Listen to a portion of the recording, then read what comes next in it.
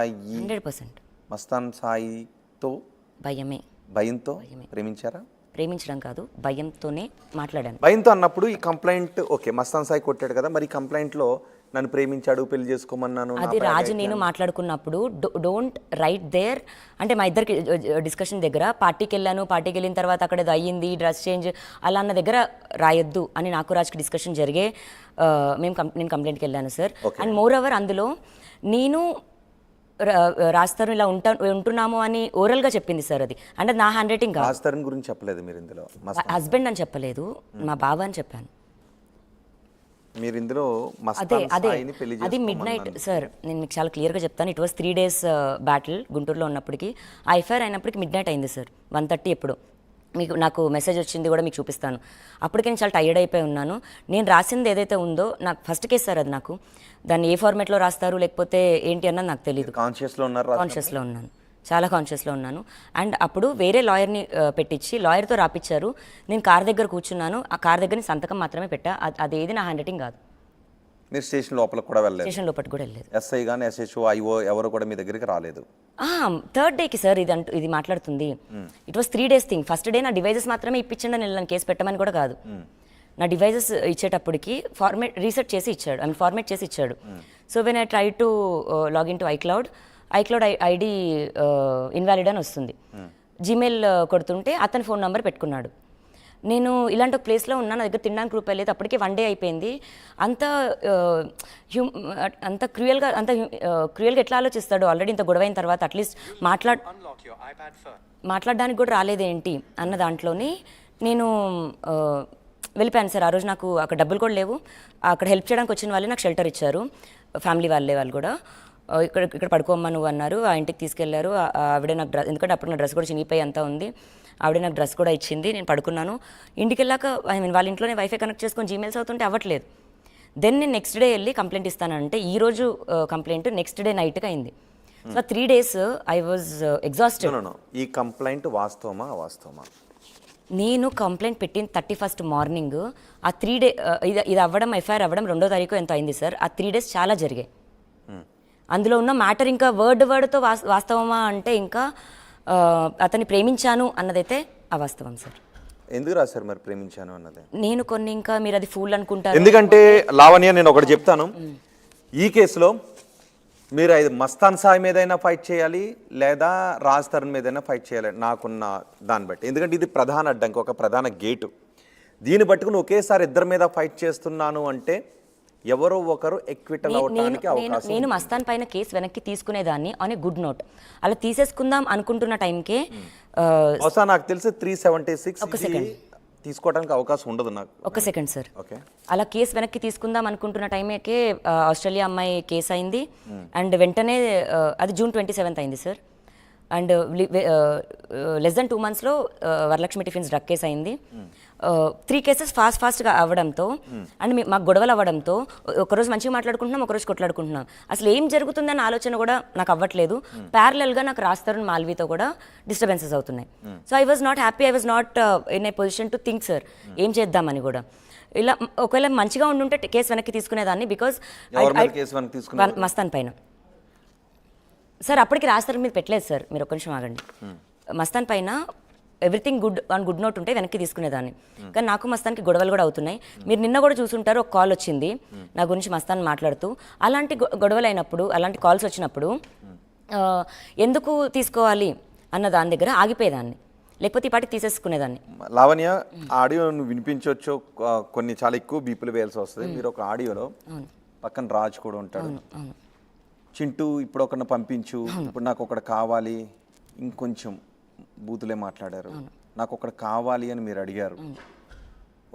రాజ్ తరుణ్ మీ భర్త అయితే లేదా లవర్ అయితే, ఇద్దరు కలిసి ఉంటున్నట్లయితే అలా మాట్లాడతారా లావణ్య? సో నేను మీకు చాలా క్లారిటీగా చెప్తాను. మీకు అందులో మాట్లాడిన బూతు అన్న వర్డే కనిపిస్తే సార్. బూత్ అనేది కాదు, ఈ మొగుడు పిల్లలకి ఎంత గొడవ వచ్చినా నాకు ఇంకొకటి కావాలి అని ఎవ్వరు అనరు. ఏ భార్య అనదు. బహుశా భర్త ఆ మాట అంటే భార్య కూడా తట్టుకోడు. నేను మగాళ్ళే అనాలా ఈ విషయం, ఆడవాళ్ళు అనకూడదా అని అంటే నేను ఎవరిని సపోర్ట్ చేయను. కానీ భార్య ఎందుకంటే అఫ్ కోర్స్ మగాళ్ళని కొంచెం మనం తిట్టాల్సిన అవసరం ఉంటుంది, అందుకే స్త్రీలు మనం ఎక్కువగా గౌరవిస్తుంటుంటాం. మగాడు దిగజారిపోయినంత స్త్రీలు దిగజారారు కాబట్టి మన స్త్రీలను ఎక్కువగా గౌరవిస్తుంటుంటాం. అందుకే ఏ భార్య కూడా ఏ స్త్రీ కూడా నాకు ఇంకొకటి కావాలి అని ఎలాంటి సమయంలోనూ అనదు. ఒకవేళ భర్తని కూడా ఏమన్నా అసాసినేషన్ చేస్తే క్యారెక్టర్ ఒక్కడ పీక్ అక్కడ నుంచి వెళ్ళిపోవచ్చు, లేదంటే మామూలుగానైనా వెళ్ళిపోవచ్చు. నాకు ఇప్పుడు ఇంకొకటి కావాలి పంపించు అనే మాట అనరు. ఒక్క నిమిషం, నేను ఎందుకంటే మీరు బయట నుంచి సపోర్ట్ చేస్తున్నారు కాబట్టి మీ వాయిస్ తీసుకుంటాను, మీరు అక్కడ లేరు కాబట్టి. లావణ్య మాట్లాడిన మాటలు మీరు ఎందుకు అన్నారు? లావణ్య నేను వినిపించిన దాన్ని మీరు గట్టిగా అరిచారు. వద్దు. సో రాజ్ తరుణ్ మీకు తెలిసి ఉండదు మొత్తంగా ఏం జరిగిందో. 1 hour కాల్ మీరు అనుకుంటా, బట్ మీకు ఎంతవరకు వినిపించారో నాకు తెలీదు. అందులో మీరు విన్నట్టయితే నా మీద పాట ఎలా పాడావు అన్నది ఉంటుందండి. 10 సార్లు మరి గంట సేపు నేను అదే క్వశ్చన్ అడుగుతుంటాను, పాట ఎలా పాడావని.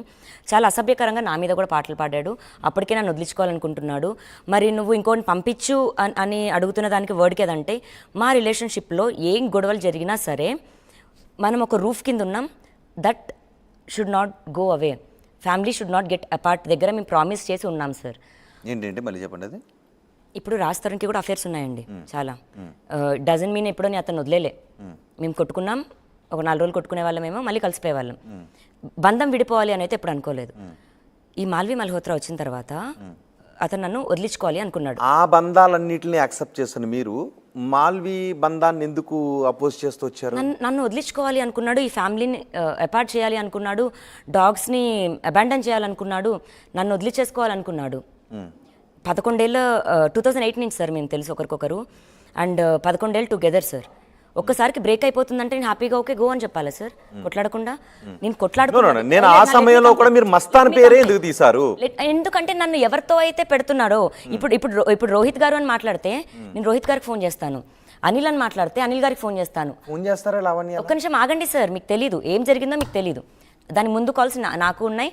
రాస్తారని వచ్చిన రోజున నేను కూర్చోబెట్టి బరాబర్ అడుగుతాను సార్, అన్ని వినిపిస్తాను. నేను ఎక్కడికి పారిపోను, హైదరాబాద్ వదిలేసి నేను పారిపోను సార్. ఒక్క let me complete sir, let me talk.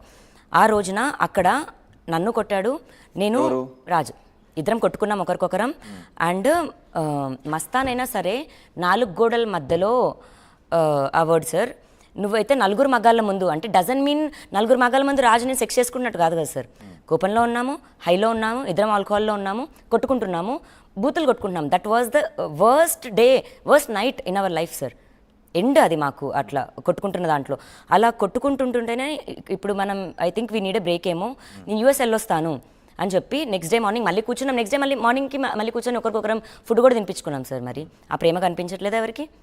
మరి రాజ్ తరుణ్ అర్థమైంది.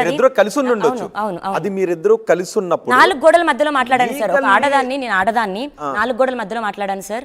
నేనేం పబ్లిక్ గా వచ్చి రాజ్ తరుణ్ ఇది, రాజ్ తరుణ్ వాళ్ళ అమ్మ అది అని మాట్లాడలా. ఆ రికార్డింగ్ ని పబ్లిక్ గా తీసుకొచ్చింది మిస్టర్ శేఖర్ భాష. అర్థం చేసుకోవాలి అది మీరు. నేను 4 గోడల మధ్యలో నా మొగుడిని ముద్దు పెట్టుకున్నానా, కొట్టుకున్నానా, వాడు నన్ను ఏం చేస్తున్నాడా, మా సంసారం ఏం జరుగుతుందా అన్నది మా ఇష్టం. అతనికి ఇచ్చింది ఎవరు, అసలు రికార్డ్ చేసింది ఎవరు?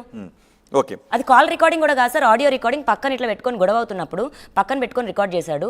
ఆడియో రికార్డింగ్ శేఖర్ భాషకి ఇచ్చాడు రాజ్ తరుణ్. శేఖర్ భాష పని కట్టుకొని. నేను ఒకటి అడుగుతాను, రాజ్ తరుణ్ మన ఇద్దరం పెళ్లి చేసుకున్నాం, మన ఇద్దరం భార్యాభర్తలం, మన ఇద్దరం ఇలాగే కలిసి ఉంటాం అన్న ఆడియో మీ దగ్గర ఏమైనా ఉందా, వీడియో కానీ ఏమైనా ఉందా? కలిసే ఉన్నాం కదా సార్ ఇన్ని సంవత్సరాలు. ఓకే, నేను అనేది అది కాదు, మీరు కలిసి ఉన్నారు. ఆ తర్వాత 2023లో మీరు వేరొకరెవరో ప్రేమించి పెళ్లి చేసుకోవట్లేదని ఒక కంప్లైంట్ మీరు ఇచ్చారు. సో ప్రేమించి పెళ్లి చేసుకోవట్లేదు ఉండదు సార్, చూడండి అక్కడ. నేను పెళ్లి చేసుకోమని నన్ను అడిగాడు అన్నాను సార్. మీరు చూసినట్టుంటే ఆ కేరింగ్ నచ్చింది, ఇది నచ్చింది అని ఉంటది అన్నది ఆడియో ఏదైతే ఉందో. అంటే తన వైఫ్ కి తనకి డిస్టర్బెన్సెస్ ఉన్నాయి అనుకుంటా సార్, నాకు తెలీదు. నీలాగా కేరింగ్ అమ్మాయి అందరికీ వస్తే బాగుంటుంది అలాంటి ఫ్లర్టింగ్ వేలో అయితే డిస్కషన్స్ జరిగేవి సార్. ఇదంతా నన్ను పెళ్లి చేసుకోవాలని అడగటంతో నన్ను అడ్డు తప్పించాలని, పథకం ప్రకారం తొదముట్టించాలని మస్తాన్ వాళ్ళ అమ్మ నాన్నలతో కలిసి ప్రయత్నం చేశాడు. మరి మస్తాన్ సాయి మిమ్మల్ని పెళ్లి చేసుకోవాలని అడిగాడా, మీరు మస్తాన్ సాయిని పెళ్లి చేసుకోవాలని అడిగారా? ఈ ఆఖరి పేర ఏంటిది ఒక్కసారి సార్?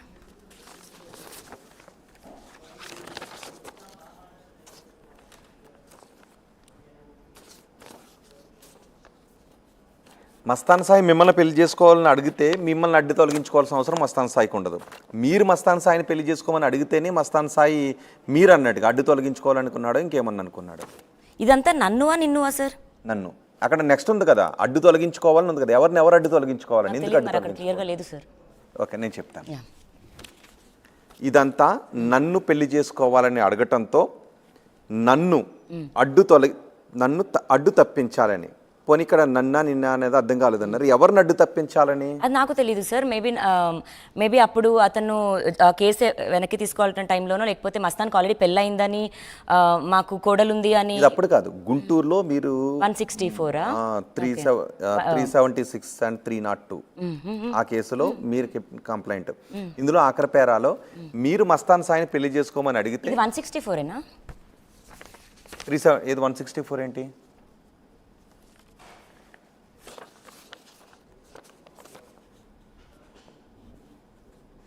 అవును సార్, దాని కింద 2 లైన్స్ చదవండి, అది కూడా నిజం సార్. ఇదంతా నన్ను పెళ్లి చేసుకోవాలని అడగడంతో నన్ను అడ్డు తప్పించాలని, పథకం ప్రకారం తుదముట్టించాలని మస్తాన్ వాళ్ళ అమ్మా నాన్నలతో కలిసి ప్రయత్నం చేశాడు. నన్ను నా కుటుంబాన్ని చంపేస్తానని బెదిరించి మానసిక క్షోభకు గురి చేస్తున్నాడు. కావున తమరు పై నేరస్తులపై విచారించి తగిన న్యాయం చేయించాలని. సో మిమ్మల్ని అడ్డు తొలగించుకోవాలని అనుకున్నాడు, రైట్? అడ్డు అంటే లోకంలో నుంచి అనుకుంటా సార్. అదే మిమ్మల్ని చంపేయాలని అనుకున్నాడు.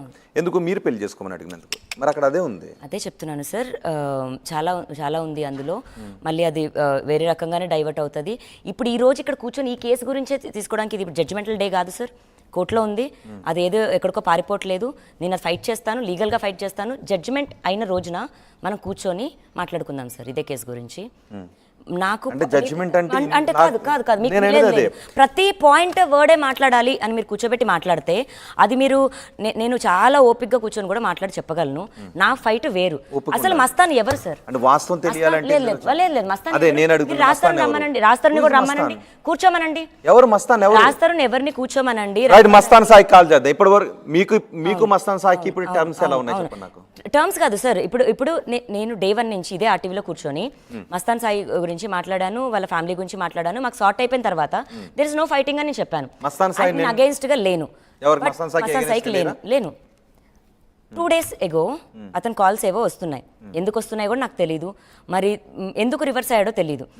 ప్రీతి వాళ్ళ మదర్ కాల్ లీక్ అవడంతో మరి తను ఏమైనా బెదిరించారా లేకపోతే ఏంటో కూడా తెలియదు నాకు. ఒక్క నిమిషం.